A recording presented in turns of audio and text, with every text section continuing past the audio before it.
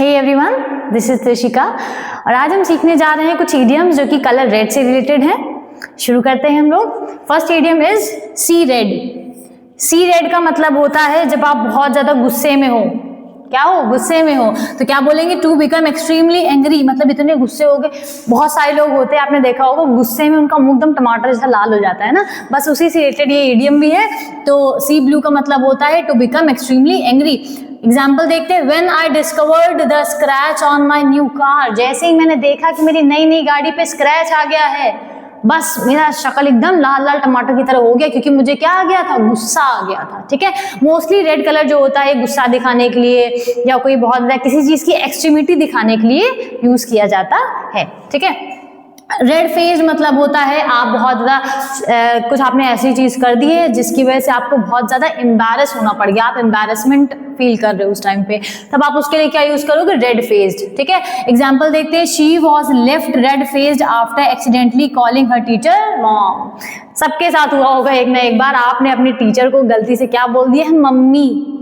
फिर जो आपका मजाक उड़ाया गया पूरे क्लास में। ठीक है, बस वैसा ही कुछ। इसके लिए आप क्या यूज करोगे? Red faced. फिर आता है हमारा roll out the red carpet. आपके घर में जब शादी वगैरह होती है, देखा होगा कारपेट बिछाई जाती है। ठीक है, या इवन पहले जब राजा महाराजा लोग होते थे, उनको जिस रास्ते से वो लोग जाते थे वहां पे रेड कलर की एक चादर बिछाई जाती थी। तो रेड कारपेट बिछाने के लिए यहाँ पे क्या रेफरेंस दिया? Roll out the red carpet का मतलब होता है जब कोई बहुत मतलब कोई अथॉरिटी आ रही होती है तो उसको वेलकम करने के लिए यूज करते हैं। Give special treatment to an important guest. जैसे आपके स्कूल में कोई फंक्शन होता होगा तो आपके मैनेजमेंट आती होगी या किसी को आपके एज अ चीफ गेस्ट बुलाया गया है, तो उनके जिस रास्ते पे वो जाते हैं उस रास्ते पे रेड कलर की कारपेट बिछवाई जाती है। ठीक है, बस वही है, किसी स्पेशल गेस्ट को स्पेशल ट्रीटमेंट देना। ठीक है, एग्जांपल है the hotel rolled out the red carpet for the visiting dignitaries with a champagne reception. और ये क्या करते हैं?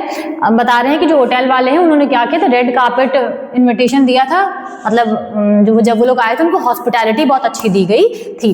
फिर आता है रेड टेप। रेड टेप ये कोई ब्रांड नहीं है।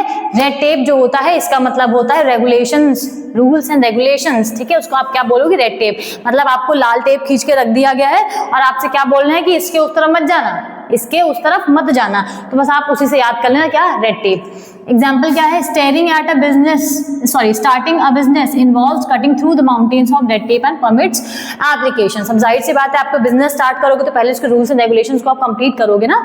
जब आप सारे रूल्स एंड रेगुलेशन को कंप्लीट कर लोगे उसके बाद ही तो आप अपना बिजनेस स्टार्ट करोगे, और मेन काम भी वहीं पे होता है, उसी में ज्यादा मेहनत लगती है। ठीक है, बस वही। अब आता है उसके बाद रेड फ्लैग। रेड फ्लैग का मतलब होता है किसी को कोई वार्निंग साइन देना कि कुछ तो गड़बड़ है। ठीक है, वार्निंग साइन ऑफ डेंजर और प्रॉब्लम की कुछ खतरा है या कुछ गलत होने वाला है, उसका साइन देना, उसको हम लोग क्या कहते हैं? रेड फ्लैग बोलते हैं। एग्जाम्पल देखते हैं। His refusal to discuss finances before marriage was a major red flag for his fiance. इनका मतलब यह है कि जब उनकी शादी होने वाली थी उसके पहले उसने मना कर दिया कि मैं अपनी कोई भी फाइनेंशियल चीज से रिलेटेड बात नहीं करना चाहता, कि मेरे पास कितना पैसा है, कितनी प्रॉपर्टी है, कितना नहीं है। ठीक है, वो चीज बहुत ज्यादा रेड फ्लैग था। किसके लिए? उनके फियांसे के लिए। फिर आता है इन the red. In the red का मतलब होता है एकदम पैसा नहीं है, फाइनेंशियल लॉस हो गया, नुकसान हो जाना, उसको हम लोग क्या कहेंगे? In the red. ठीक, operating at a financial loss, मतलब बहुत भारी नुकसान हो गया है।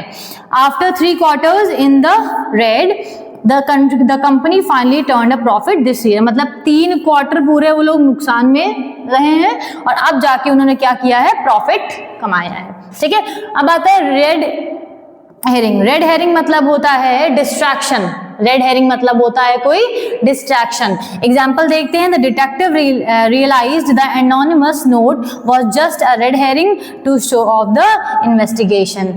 देखा होगा आप लोगों ने सीआईडी देखा है? सीआईडी सबने देखा होगा। सीआईडी वगैरह दिखाते थे तो उसमें नॉर्मल प्लॉट चला करता था, उतने में एक नया खुलासा होता था। ठीक है, अब सारे जो ऑफिसर्स होते थे वो लोग उसी चीज को ढूंढने में निकल पड़ते थे कि ये ऐसा कैसे हो गया। ठीक है, और असल में कोई तीसरा आदमी होता है वो उनको बहकाने के लिए कुछ भी कर रहा होता है ना, जिससे कि उनका जो दिमाग है वो जो असल में रीजन है उसकी तरफ ना जाए। बस उसी के लिए क्या बोलते हैं आप लोग? Red herring. मतलब किसी बात को घुमाने के लिए कुछ नया क्लू ला के बीच में डाल देना, ठीक है। इसको हम लोग क्या कहते हैं, रेड हेरिंग। फिर आता है कॉट रेड हैंडेड, ये तो सबको पता होगा। किचन में गए थे, चुप्पे से हॉर्लिक्स निकाल के खा रहे थे, ठीक है, उतने में ही पीछे से तुम्हारा भाई या बहन आ गया, अब वो चिल्ला दिया मम्मी देखो खा रहा है ना, बस वही रेड हैंडेड होता है। जब आप कोई काम कर रहे होते हो खुराफात और आप उसमें पकड़ जाओ, इसको हम लोग क्या बोलेंगे, red handed. Discovered in the act of wrong doing, मतलब कुछ गड़बड़ आप कर रहे थे और आपको पकड़ लिया गया रंगे हाथों, बस उसी को कहेंगे caught in the red handed. ये मत समझना मर्डर कर दिया गया है, ठीक है। फिर कह रहे हैं the thief was caught red handed with stolen jewellery still in his pockets, चोर पकड़ा गया और चोर की जेब में क्या निकल आई, ज्वेलरी, जो उसने भी कुछ समय पहले चोरी करी थी, ठीक है।